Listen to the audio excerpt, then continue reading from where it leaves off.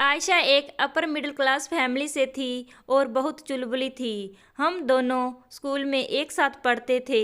आयशा इतनी खूबसूरत थी कि मानो किसी फिल्म की हीरोइन हो। आयशा अपने घर अकेली बैठी थी और इसलिए उसे बचपन से ही खूब प्यार मिला था। एक बार मैं आयशा के घर पर थी तो उसकी माँ ने उसे डांटते हुए कहा, आयशा पढ़ाई में भी दिल लगाया कर वरना इस बार बीए की परीक्षा में पास नहीं होगी। उसकी माँ ने इतना ही कहा था कि आयशा के पिता बोल पड़े, अरे रहने दो तुम, मैं अपनी बिटिया के लिए सबसे अमीर घर ढूंढूंगा। मेरी बिटिया तो राज करेगी राज। आयशा के पिता की बातों से लगता था कि वो उसकी शादी किसी बहुत बड़े घर में करेंगे। मेरी बीए की पढ़ाई ख़त्म हो गई और मैं एमए करने किसी दूसरे शहर चली गई। अब मेरी आयशा से कोई बात नहीं होती, लेकिन मैंने कई बार उसके बारे में सोचा था। आयशा को मिले अब 6 साल हो गए। मेरी भी शादी हो चुकी है और यकीनन आयशा की भी हो चुकी होगी। एक दिन मुझे किसी काम से बाजार के साइबर कैफ़े में जाना था।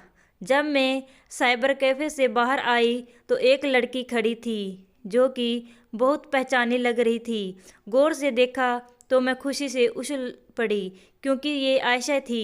मैं उसके पास गई और उसे गले लगाया और उसका हाल चाल पूछा। अभी मैं कुछ और पूछती, आयशा ने कहा, कीर्ति मैं अपनी बेटी को स्कूल से लेने आई हूँ। उसका छुट्टी का टाइम हो गया और फिर कभी मिलूँगी तुमसे। मैंने मन ही मन सोचा, हम दोनों बेस्ट फ्रेंड थे, लेकिन ये आयशा इतना अजीब तरह से क्यों पेश आ रही है। पहले तो ये बहुत मस्त चुलबुली हुआ करती थी। मैं अगले दिन फिर उसी साइबर कैफ़े में काम से गई तो आयशा वहीं खड़ी हुई थी। इस बार मैंने उसका हाथ पकड़ा और पास के कॉफ़ी शॉप में ले गई और कहा, आयशा क्या हुआ तुम्हें, मुझे तुम उदास लग रही हो। घर पर सब ठीक तो है। आयशा ने अपने मन से मुझे कहा कि हाँ सब ठीक है, लेकिन मैं जानती थी कि कुछ तो गड़बड़ है। मैंने फिर उसे समझाया कि आयशा मैं तुम्हारी बेस्ट फ्रेंड हूँ।